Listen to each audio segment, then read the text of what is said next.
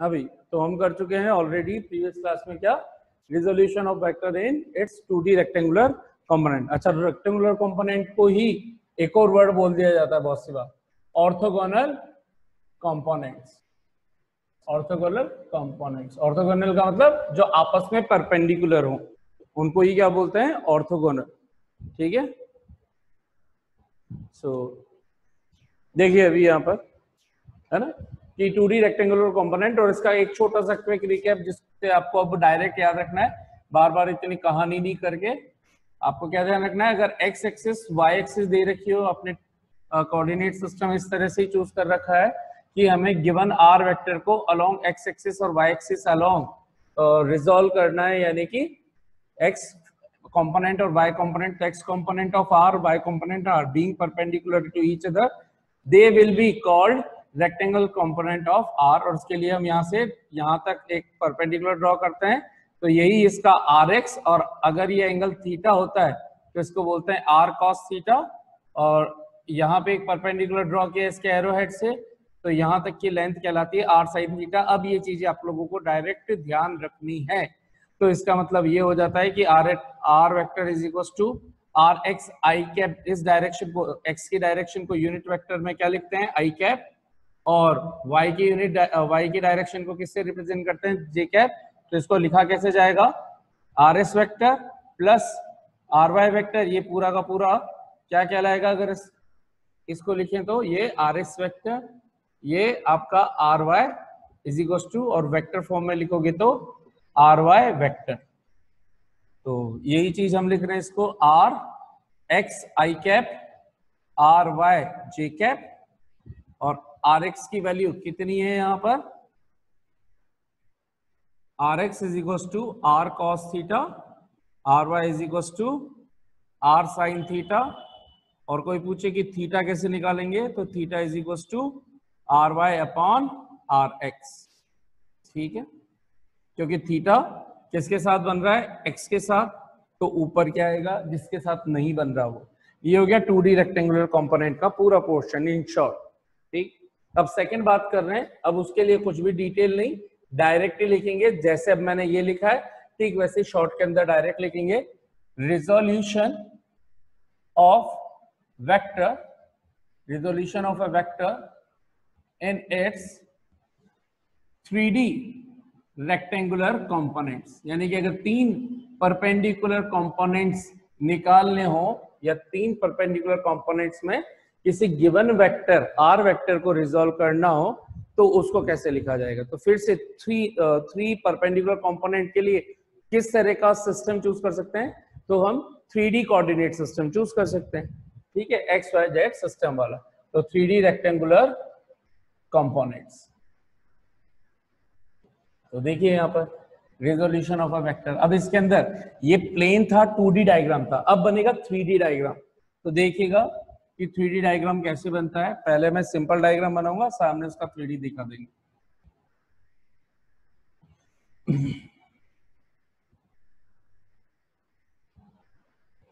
ये X axis, ये Y axis, सब बाय डिफॉल्ट जब काम करते हैं तो पॉजिटिव में कर लेते हैं।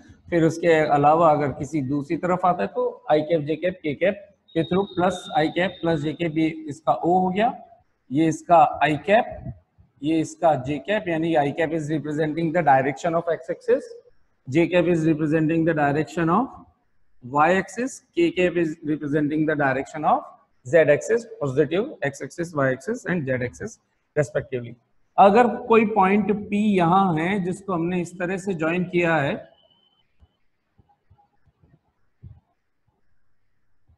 तो ये अगर R वेक्टर है, ठीक है, जिसकी पोजीशन अगर देखें हम एक्स एक्सिस और वाई एक्सिस और जेड एक्सिस के रेस्पेक्टिव एक्सिस के अलोंग, तो इसको कैसे लिया जाएगा, देखिएगा ध्यान से। ये मैंने एक प्लेन बना दिया, ठीक है, दूसरा प्लेन मैंने ये बना दिया, और तीसरा प्लेन मैंने ये बना दिया। तो आपको तीन प्लेन नजर आ गए होंगे, 3D व्यू थोड़ा थोड़ा दिखना स्टार्ट हुआ होगा। तो इससे अब हम परपेंडिकुलर कहाँ पे डालना है हमें, इससे परपेंडिकुलर ड्रॉ करना है फ्लोर पर, यानी कि एक्सजेड प्लेन के अंदर। तो ये यहां पर है, ये ठीक वैसे जैसे आप एक पॉइंट आप जहां भी बैठे हैं उसको हवा में मान लो, तो उससे एक नीचे ड्रॉ करोगे तो फ्लोर पर आ रहा है, that floor is acting as XZ plane. ठीक है, this floor is acting as XZ plane. ठीक है, तो ये पॉइंट P, ये पॉइंट है P। इसके कोऑर्डिनेट अगर मैं x, y, z मान लो थोड़ी देर के लिए, या rx, ry, rz बोल सकते हैं इसको आप। ठीक, rx, ry, rz, आप जो मर्जी लेना चाहे वो ले सकते हैं। तो एक काम करते हैं, rx तो हम जनरली पूरे को ही बोलेंगे, तो इसके कोऑर्डिनेट क्या ले देते हैं, x, y, z। तकलीफ हो तो rx ले लेना, फिर वापस से समझा रहा हूं भी, उसके उस टाइम तक के लिए x, y, z ले लेते हैं। तो ये इसका कोऑर्डिनेट हो गया, ड्रॉ किया, परपेंडिकुलर यहां ड्रॉ हुआ इस जगह पर। तो इस जगह से अब सोचिएगा, आप अपने जहां पे भी हैं वहां पे इस चीज को करते जाइएगा परफॉर्म। आप यहाँ पे एक पॉइंट यहाँ पे ले रखा है, उससे आपने एक नीचे परपेंडिकुलर ड्रॉ कर रखा है, उस परपेंडिकुलर, ये नीचे यहाँ ड्रॉ हुआ तो उससे सामने भी एक परपेंडिकुलर ड्रॉ करना है। ये परपेंडिकुलर मैं ड्रॉ कर रहा हूँ, तो देखो यहाँ पे बोर्ड के ऊपर ये इसी तरह से परपेंडिकुलर बन पाएगा। तो ये वाला जहां पर इस पॉइंट से सामने की तरफ ये नीचे आया, और नीचे से आपने सामने की तरफ परपेंडिकुलर ड्रॉ किया, जहां मिला ये यहां से यहां तक की लेंथ, ये है आपकी Rx। ठीक है, ठीक इसी तरह से इससे ये पॉइंट यहां पर है, इस पॉइंट से ये वाला जो प्लेन है, ठीक है, ये तो आपको दिख ही रहा है एक्स वाई प्लेन, ये नीचे जो फ्लोर है वो दिख रहा है आपको एक्सजेड प्लेन, और ये वाला जो सीधा प्लेन है ये वाला। ठीक है, यहाँ पर अगर इस तरह से एक मैं कोई सी भी कुछ भी सब्स्टिट्यूट कर दूं, मान लीजिए ये प्लेन ऐसे सब्स्टिट्यूट कर दिया, तो ये एक्स वाई प्लेन, ये है आपका क्या, वाई जेड प्लेन।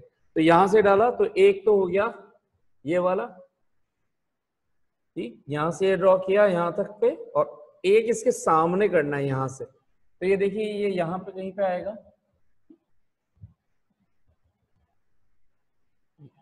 तो ये यहां से यहां तक की हाइट जो आएगी वो क्या कहलाएगी, इसका y कंपोनेंट। तो इसको सीधा रखने के लिए हमने क्या कर दिया, इसको ऐसे कर दिया ताकि हम हाइट 0 से कंसीडर कर सके। ये ठीक वैसे जैसे ये मैंने ज्वाइन किया है ना, इसको इस तरह से ज्वाइन कर दिया, तो ये वाला कंपोनेंट क्या कहला गया, ry, यहां से यहां तक की लेंथ। ठीक, और ये वाला कंपोनेंट, ये जो ज्वाइन किया है ये वाला, ये यहां से यहां तक की लेंथ, यही कहला रही है आपका rz कंपोनेंट। फिर भी अगर नहीं दिखा हो तो अभी देखिए वापस दिखेगा आपको।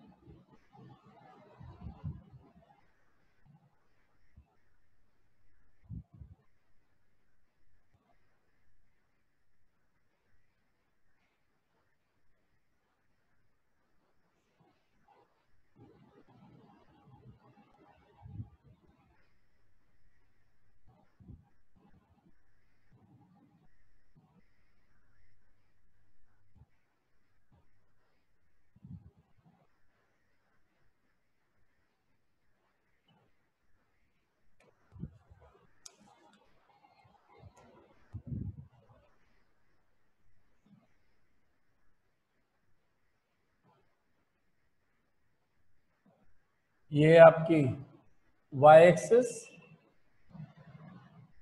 ये है x एक्सिस, और ये है आपकी z एक्सिस। ठीक है, और ये जो वेक्टर है, ये वेक्टर, अब ये बिल्कुल सीधा नहीं है ना, अगर तकलीफ हो तो थोड़ा सा इसको चेंज कर देता हूँ, जाएगा।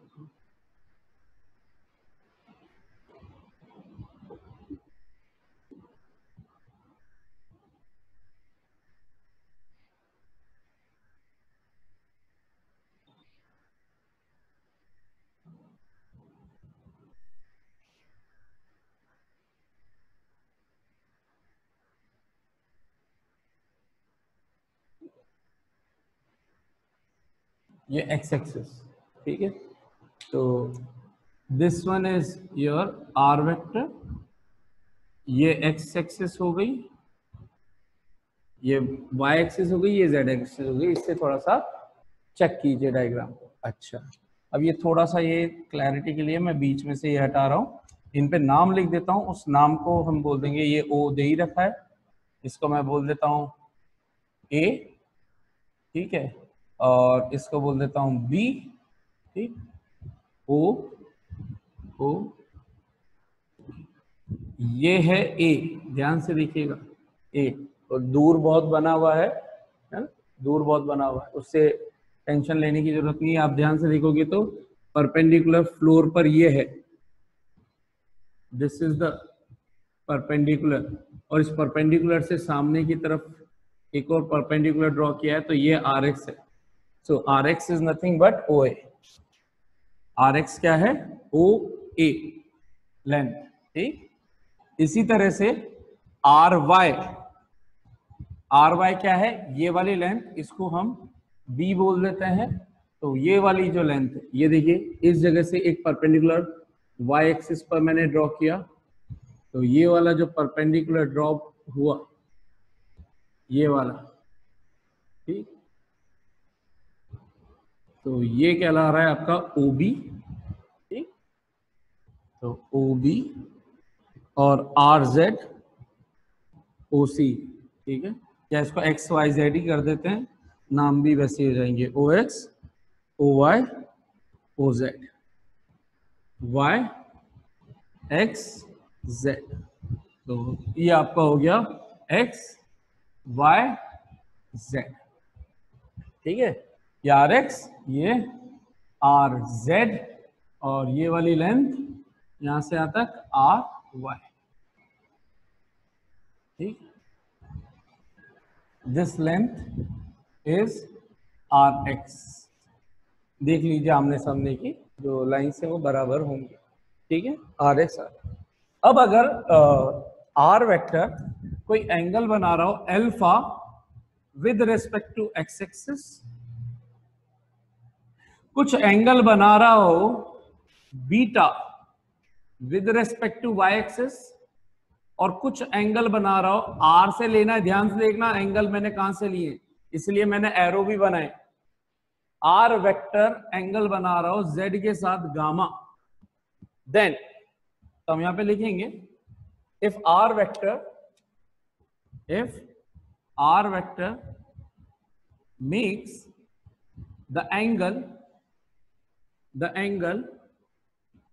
alpha, beta and gamma with positive x-axis, y-axis and z-axis respectively, then its 3D rectangular component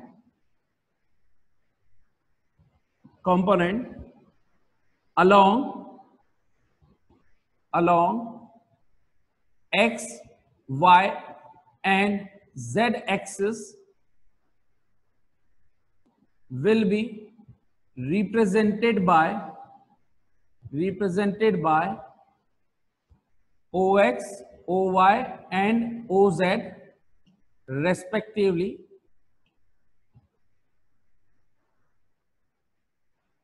OX, OY, OZ respectively, that is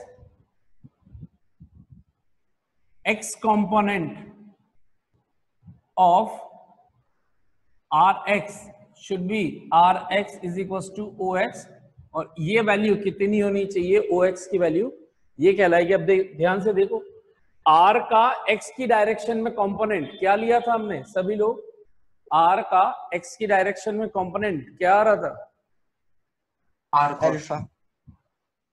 R का कंपोनेंट क्या आ रहा है, R cos थीटा, कंपोनेंट का मतलब लेंथ, ठीक है, कंपोनेंट का मतलब लेंथ, एंगल नहीं, लेंथ।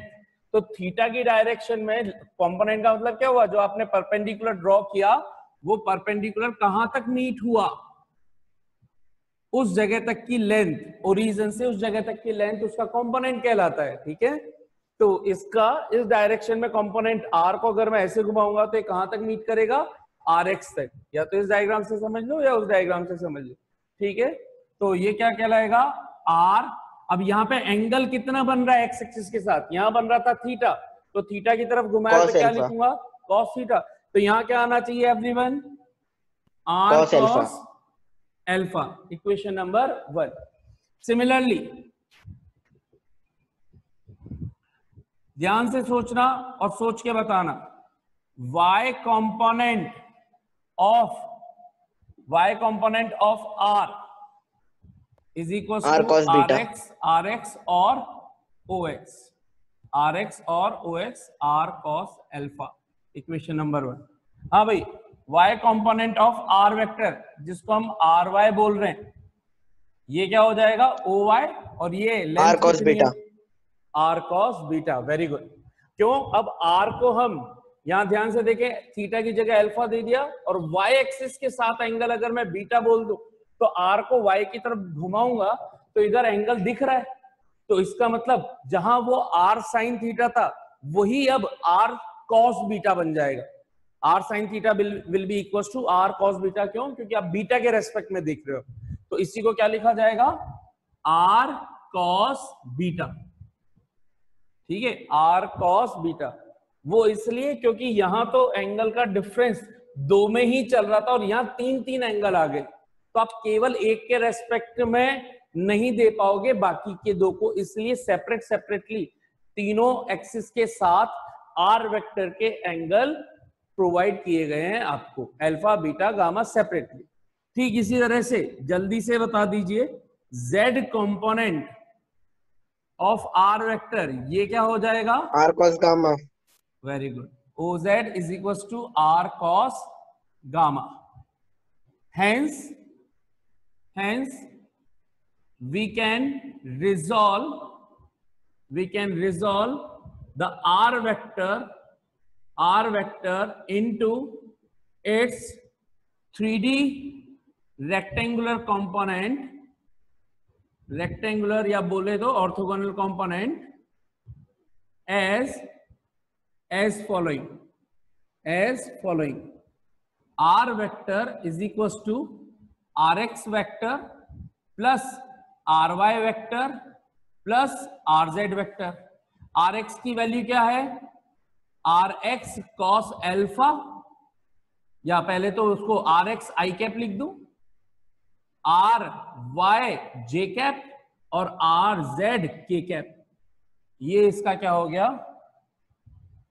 और फिर इसके नीचे क्या लिखेंगे, ठीक वैसे जैसे मैंने यहां पे लिख रखा था, where r x is equal to are cos alpha, r Y is equal to are sine r cos beta, r z is equal to are cos gamma. ठीक, यहां तक जल्दी से आप लोग नोट कीजिए, where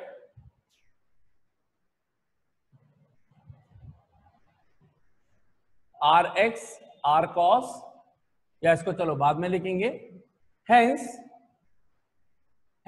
by equation 1 2 3 4, by equation 4 इसको लिखेंगे by equation 4 since rx vector is perpendicular to ry vector is perpendicular to rz vector, therefore magnitude of r will be is equals to rx square plus ry square plus rz square, magnitude of r, therefore magnitude of r will be given by, ये लिखना है ऐसे, will be given by r, magnitude of r vector is equals to rs vector, ry vector, rz vector का square का under root. ठीक है, that's how we calculate the magnitude of r। ठीक है, हम उसके अंदर डेरिवेशन में नहीं जा रहे हैं कि 3D के अंदर कैसे चलता है। ठीक है, मैथ्स के अंदर जिन लोगों के 11th में मैथ्स है वो लोग जब कोऑर्डिनेट ज्योमेट्री पढ़ेंगे 11th class maths people, those who will study the coordinate geometry special chapter vector and 3D, that time you will get the derivation of it. So maths के अंदर इसका derivation है. those student will definitely about to do that, लेकिन physics में no need to derive it.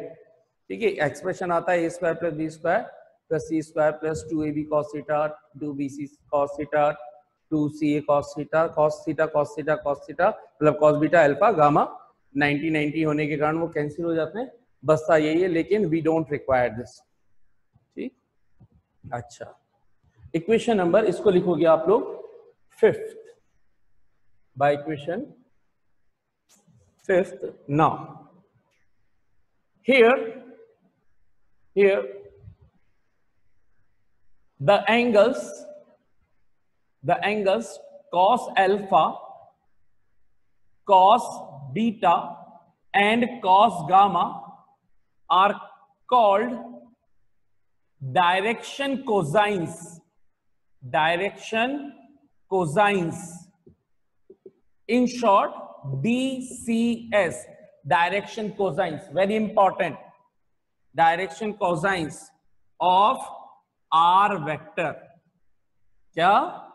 जो angle है cos alpha, cos beta, cos gamma, इन तीनों को मिलाकर के are called together वर्ड आप ऐड कर लेना है ना, are called together direction cosines of R. Direction cosines क्यों? कोसाइन इसलिए क्योंकि कॉस एंगल्स है. ठीक है, कॉस का फुल फॉर्म क्या होता है? कोसाइन.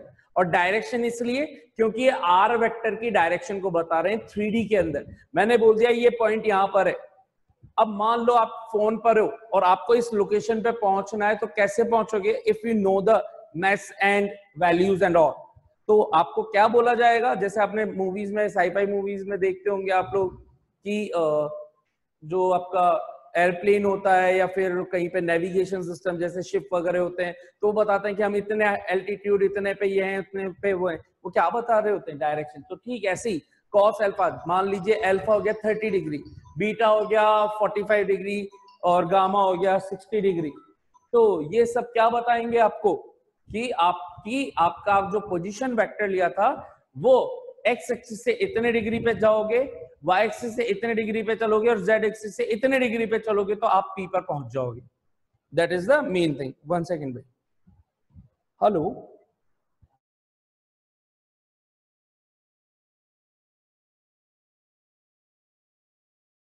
तो cos alpha, cos beta, cos gamma, इनको बोलेंगे डायरेक्शन कोसाइन. इसको रिप्रेजेंट किससे करते हैं? Symbol small l, small m, small n से. ठीक है, that is L is equals to cos alpha, M is equals to cos beta and N is equals to cos gamma. They are together called DCS of R, direction cosines. ठीक है, आप चाहो तो इसको 6 number देना चाहो तो दे देना. इसको यहां तक नोट कीजिए क्योंकि फिर इसके बाद अब मुझे ये रब करना पड़ेगा. 1 2 3 छोटी छोटी चीजें और बतानी है, नेक्स्ट क्लास में बताता हूँ. हाँ भाई, देखिए तो अभी तक यहाँ तक तो सब आपको प्रीवियस क्लास का समझ में आ ही चुका था. L m n, cos alpha, cos beta, cos gamma. तो एक इनके अंदर एक पर्टिकुलर रिलेशन भी होता है. एल एम एन के अंदर एक पर्टिकुलर रिलेशन भी होता है. और वो क्या रिलेशन होता है वो मैं डायरेक्ट लिख रहा हूँ. ठीक है, क्या होता है? L square plus m square plus n square. भाई 11th मैथ्स वालों बहुत ध्यान से, ये आपके मैथ्स में भी एज इट इज है. जो कुछ मैं पढ़ा रहा हूं वो आपके मैथ्स में भी एज इट इज रहेगा, कुछ भी चेंज नहीं होगा. ठीक है, तो आपको अगर यहाँ अच्छे से समझ में आया तो वहां भी अच्छे से समझ में आ जाएगा, और वहां अच्छे से समझ में अगर आ गया हो तो मतलब अभी तो पढ़ा ही नहीं होगा आप लोगों ने, इस लेवल तक अभी पहुंचे नहीं होंगे. Coordinate geometry, vector 3D last के अंदर के चैप्टर्स होते हैं. खैर, तो ये याद रखना, आपको वहां पे अब इजीली समझ में आना स्टार्ट होगा. इसको मैं दे रहा हूँ इक्वेशन नंबर 7. और किसी ने कहा कैसे, तो ऐसे प्रूफ कर लेते हैं. हमारा एम क्या है? एल निकालना, एम निकालना, एन निकालना. निकले पड़े है ना, बाय रिलेशन 6. उनका स्क्वायर करके ऐड कर देना. तो मैं इसको बोल देता हूं 6 का फर्स्ट, 6 का सेकेंड और 6 का थर्ड रिलेशन.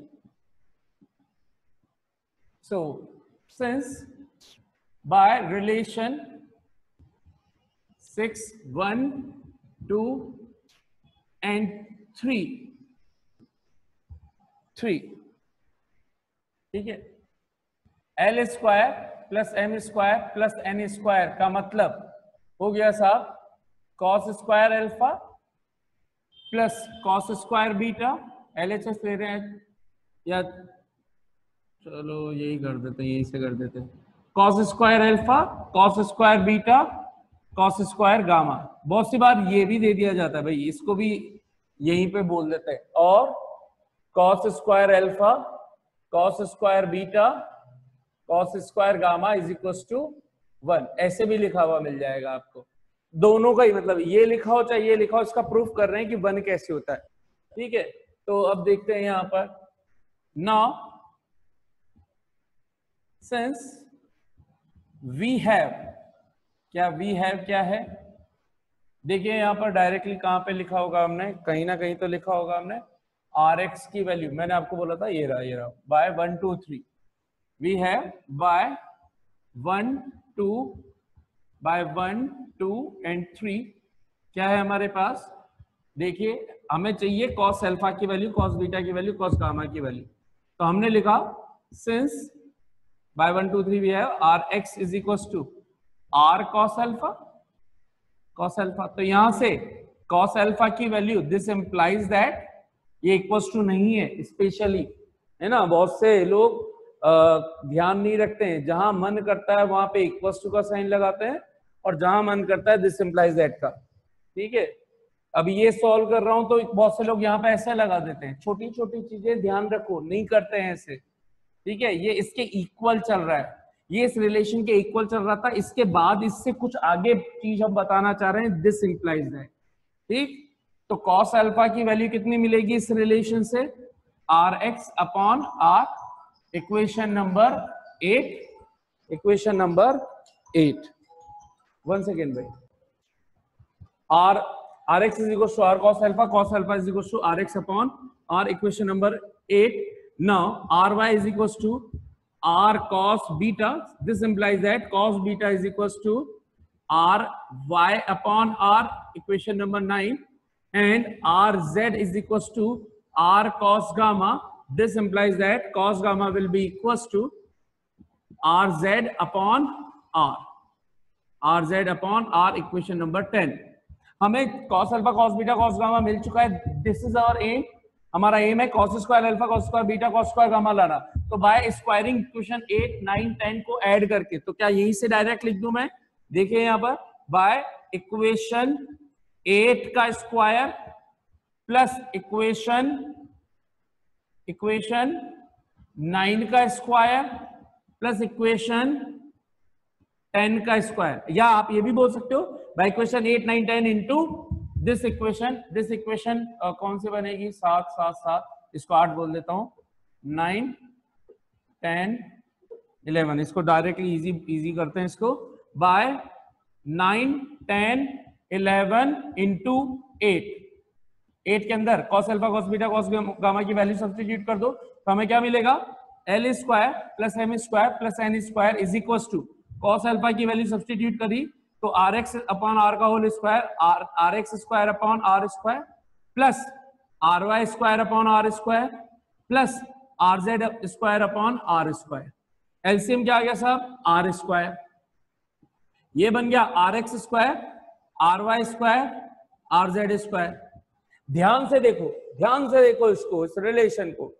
क्या कुछ हो रहा है क्या आपको इसको देख के? कुछ होना चाहिए भाई, कुछ होता है. Yes sir. तो ये किसके बराबर चल रहा है ये सब कुछ, l square plus m square plus n square is equal to, क्या मैं इसको r square upon r square लिख दूं और इज इक्वल टू 1 हो गया. और ये मैंने लिखा है बाय इक्वेशन 5. क्या हेंस प्रूव्ड हो गया, क्या हमारा हेंस प्रूव्ड हो गया क्या कि दैट इज एल. ये पूरी की पूरी वैल्यू आप चाहो तो यहाँ पे, मेरे यहाँ दिख नहीं रहा है, मैं यहाँ पे लिख रहा हूं. Since r x square plus are y square plus r z square का अंडर रूट वॉज आर, तो इसको स्क्वायर को हटा देंगे, ये अंडर रूट को हटाएंगे तो दोनों तरफ स्क्वायर करना पड़ेगा, तो ये रहा बाय इक्वेशन 5। तो ये आप इसको इस तरह से कर देना। तो 5 से क्या आ गया, r x square plus r square, r z की स्क्वायर की वैल्यू क्या आ जाएगी, r square upon r square 1। तो हमारे पास क्या गया, l square plus m square is equal to 1। हाँ भाई, कितनों को अच्छे से समझ में आ गया? Yes sir.